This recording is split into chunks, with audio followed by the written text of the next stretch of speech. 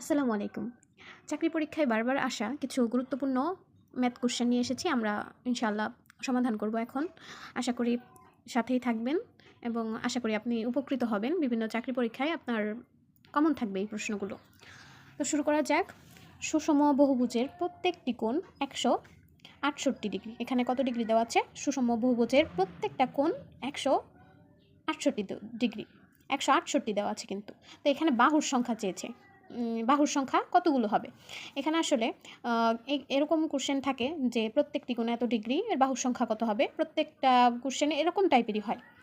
তো এখন আমাদের প্রথমে কি করতে হবে, যে এইখানে যে কোণের মাপটা দেওয়া থাকবে, এই কোণের মাপটা মূলত 180 ডিগ্রি থেকে বিয়োগ করতে হবে। 180 ডিগ্রি থেকে বিয়োগ করলে এখানে কত দাঁড়ায়? আচ্ছা আমরা করি। 180 ডিগ্রি বিয়োগ 168 ডিগ্রি। সো ডেফিনেটলি 12 ডিগ্রি হবে। তো প্রত্যেকটা এইটা 12 ডিগ্রিটা আসলে বহিস্থ কোণের পরিমাপ। তাহলে প্রত্যেকটা কোণ যদি 168 ডিগ্রি হয়, তাহলে প্রত্যেকটা বহিস্থ কোণের পরিমাপ কত হবে? বহিস্থ কোণ সমান 12 ডিগ্রি। এখন মূলত একটা সূত্র আছে যে এখানে চেয়েছে কি বাহুর সংখ্যা। তো বাহুর সংখ্যা বের করার জন্য একটা সূত্র হচ্ছে যে, সুতরাং বাহুর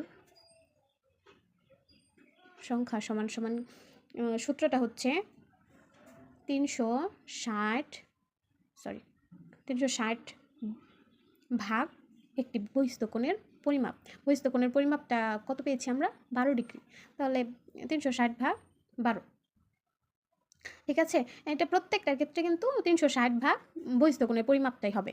তাহলে 360 ভাগ 12 হলো। তো 3 বারং 36, তাহলে 3 আর 0। ঠিক আছে?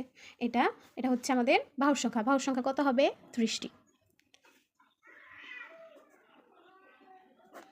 এরকম সহজ কিছু অঙ্ক পেতে অবশ্যই সাথেই থাকবেন। প্রতিদিন নিয়মিত ভিডিও দেখবেন।